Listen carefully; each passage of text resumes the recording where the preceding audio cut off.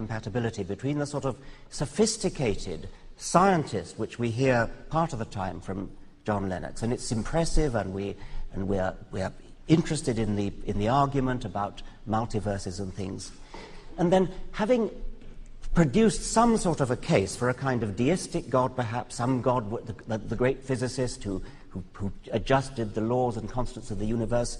And that's all very grand and wonderful. And then suddenly we come down to the resurrection of Jesus. It's so petty, it's so trivial, it's so local, it's so earthbound, it's so unworthy of the universe.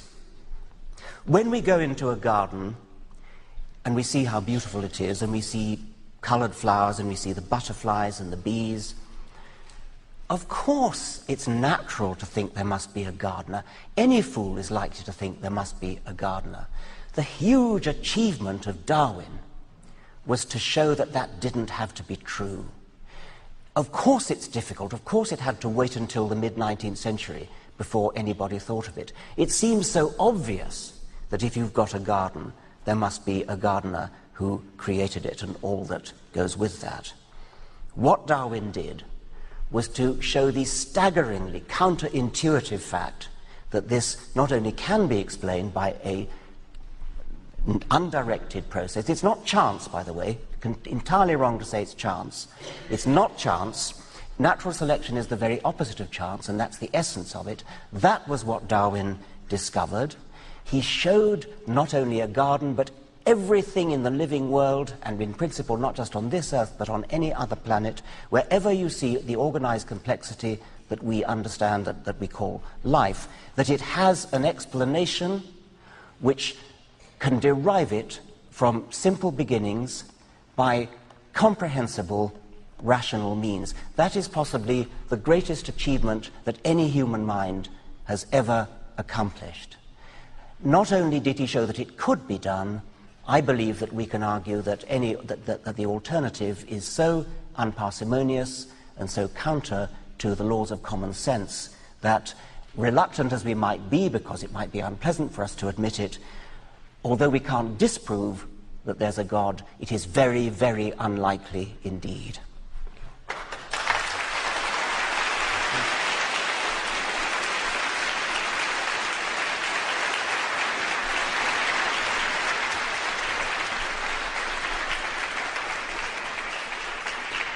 We are told that in the earlier part of the last century that G.K. Chesterton and George Bernard Shaw engaged in a lively but friendly debate. It may be said that perhaps we haven't seen anything quite like that until tonight. Ladies and gentlemen, please join me in thanking them.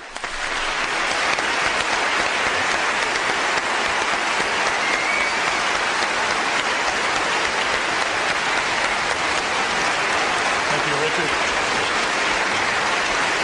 Thank you, Bill. Thank you, John. Thank you. Thank you, Richard. Thank you very much. Thank you very much.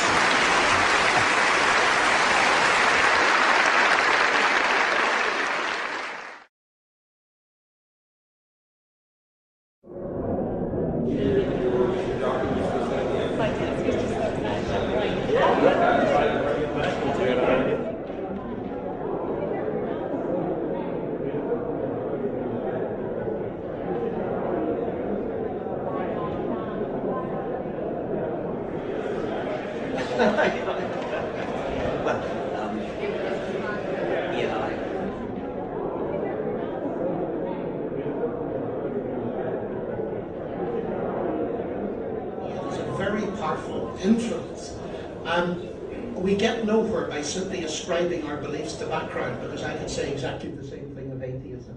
The point We need to go out and do a book signing.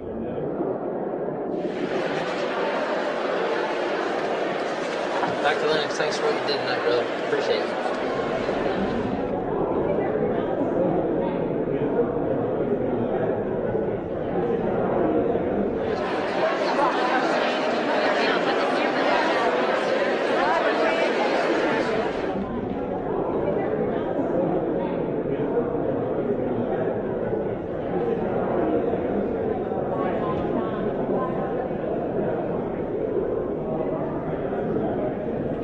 they actually were really running over time rather substantially. So you do it again? Oh, to be sure.